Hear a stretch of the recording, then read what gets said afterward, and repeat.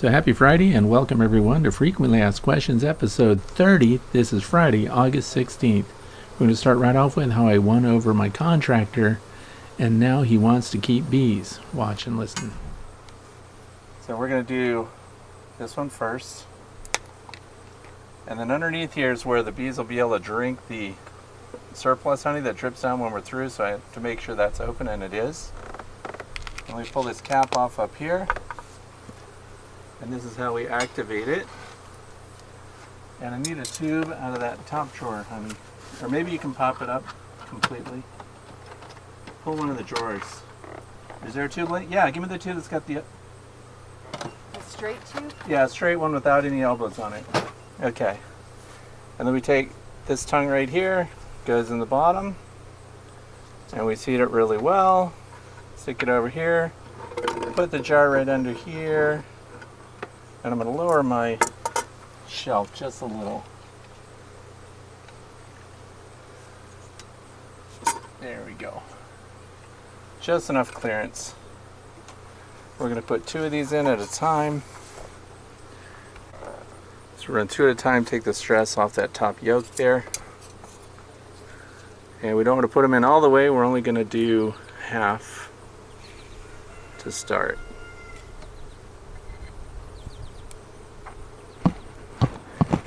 Over my camera's in the way there. There you go. And then all we do is we take the load off by doing the shoulders. So we'll move them both together and then we leave them in place and let the rest catch up.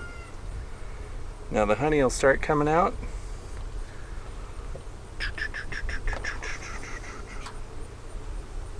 And it's right there. And there is... How stupid. Okay, there we go. And the honey flowing out.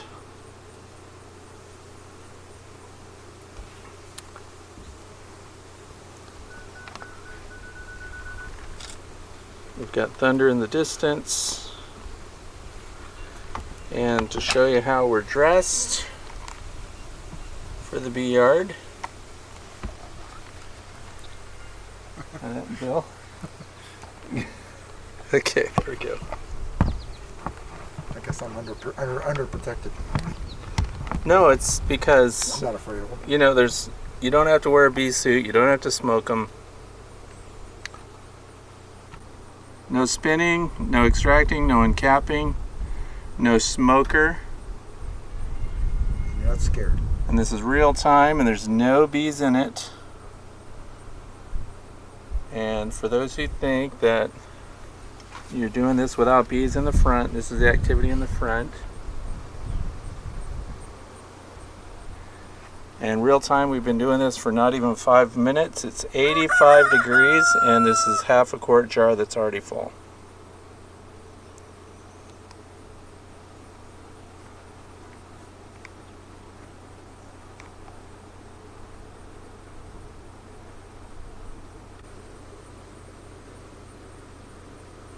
Well, it's definitely interesting.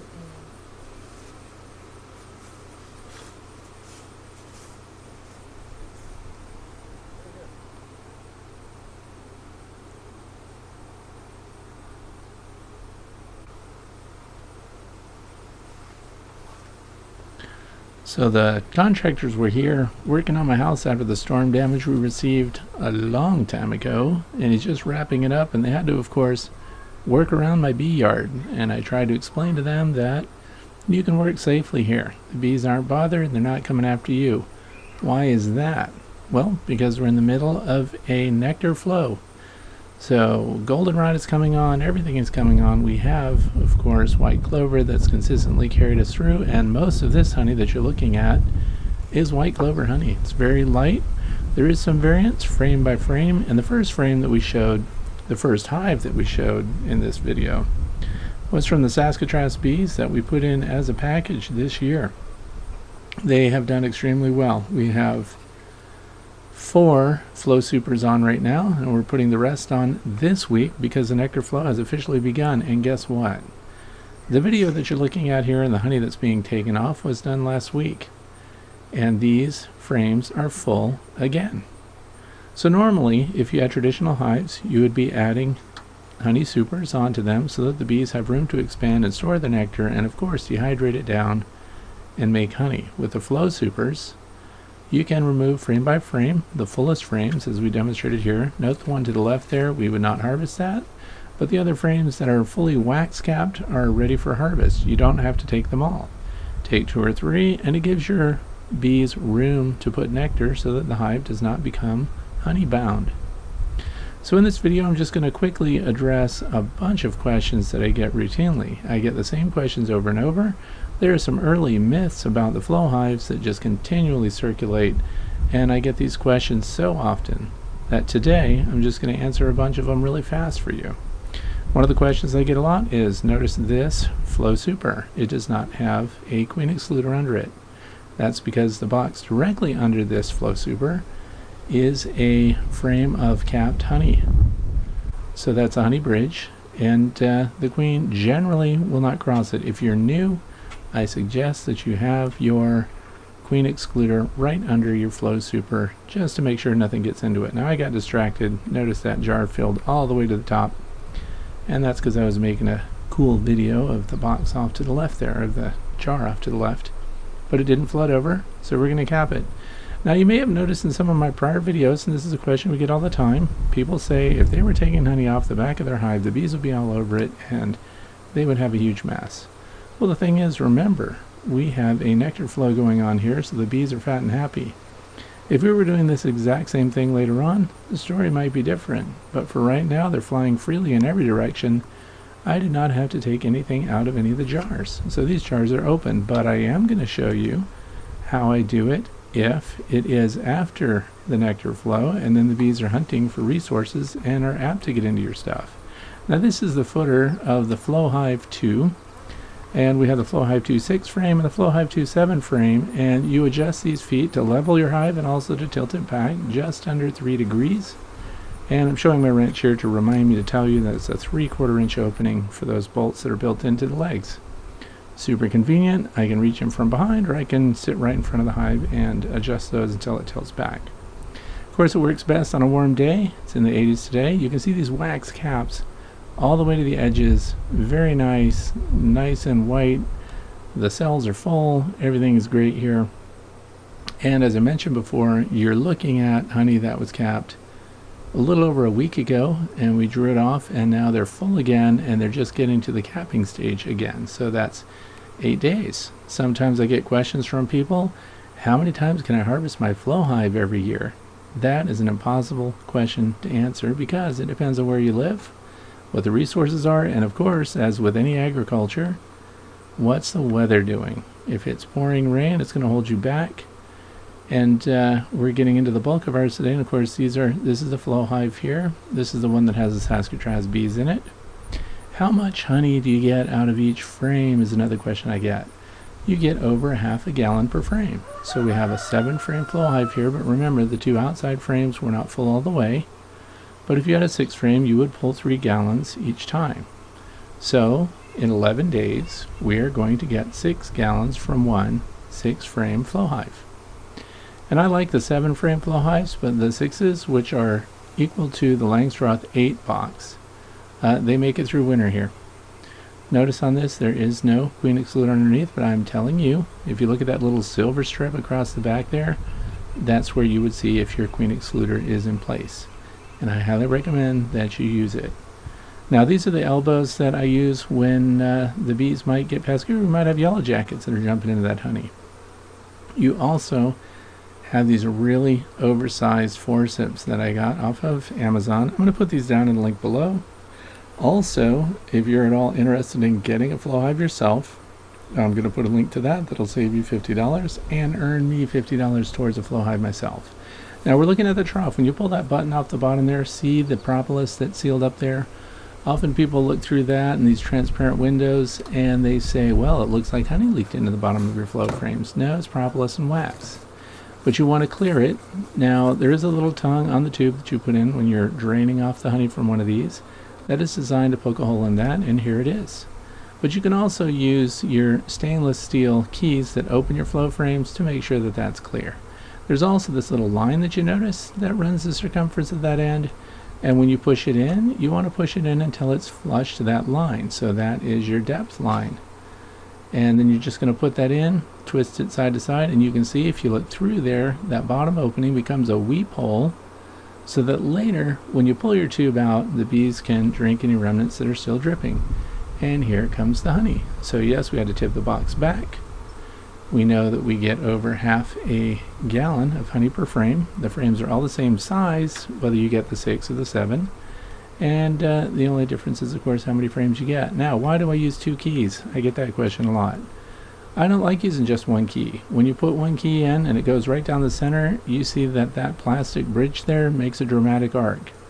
I'm a little concerned about that. I don't want to stress that plastic over the years. How long do they last? Well, I've got the original and it's still working.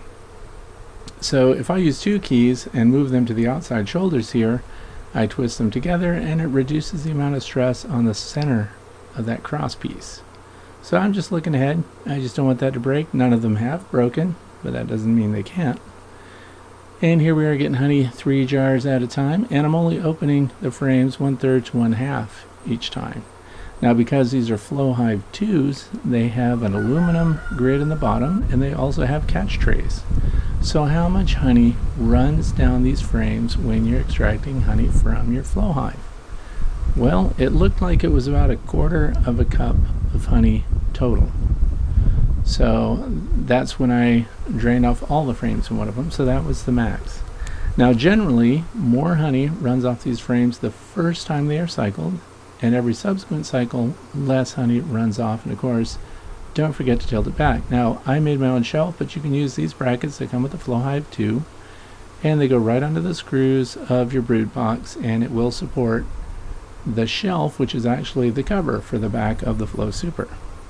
I don't use that, and it's just because I'm using large jars, but if you'll also notice, my intermediate medium honey super does not have screws on it, and I can't put those brackets on there. You'll notice that Flow Hive boxes are a little bit smaller dimensionally than the standard Langstroth box. See, if you look at that right hand corner there, you'll see that it's a little set in. So we don't have 100% physical compatibility to the outside dimensions, and that's why I use shop stands with rollers, and I just put a shelf on it and I can adjust the height. Now here's the thing, I've already closed the flow frame as if I'm done with it, and I put that little keeper in the top there. And while it's closed, you want to leave your jars on and let it drip to the last drop. If you take your jars away too soon, that bottom drop will fill up. These are my Saskatraz bees. Brood box on the bottom, medium honey super, then the Flow Super there with Winnie the Pooh on it, and then there's the Flow Hive top. There, the question that comes about now is about venting. Fred, why don't you put top vents in your hives anymore? Well, I've decided I don't need them. The Flow Hives are well vented through the bottom. Here is a piece of aluminum screen stuck in there so that I can have an entrance reducer, but still vented, and it's proven to be more than enough, so I stopped using top vents.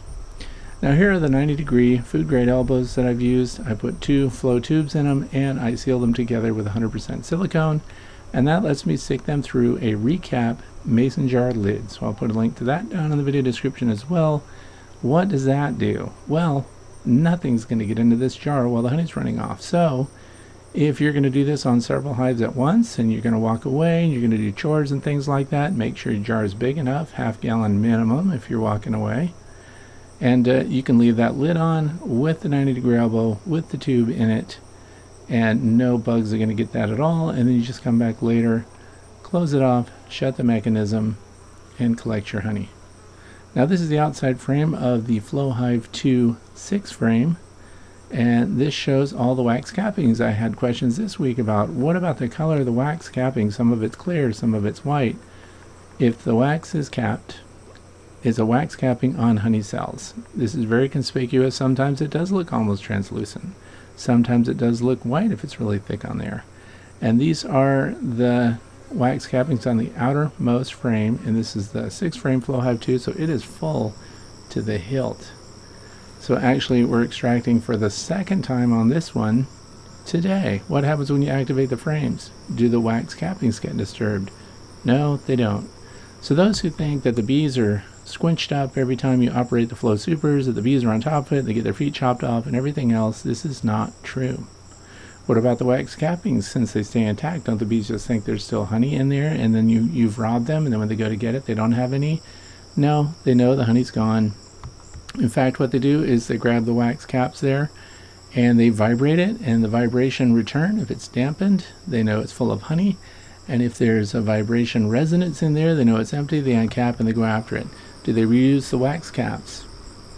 Well, sometimes they do, and sometimes they don't. They've uncapped these cells once they've been drained off, and they've flown away with the caps. Sometimes they reconstitute the wax cappings and reuse portions of them right back onto those Flow Super frames. So, does it work? Yes, it works. Does it kill bees? No, it doesn't kill bees. What about the little particulates that come out in there? Aren't those bad? No, those are pieces of propolis and wax. Totally safe to eat. I don't worry about them. You can filter it, but you don't have to. How long will they last? Well, mine have lasted since the beginning one. So it's undetermined how long they're going to last. They absolutely work. I use them. I endorse them. Thanks for watching, and have a fantastic weekend with your bees.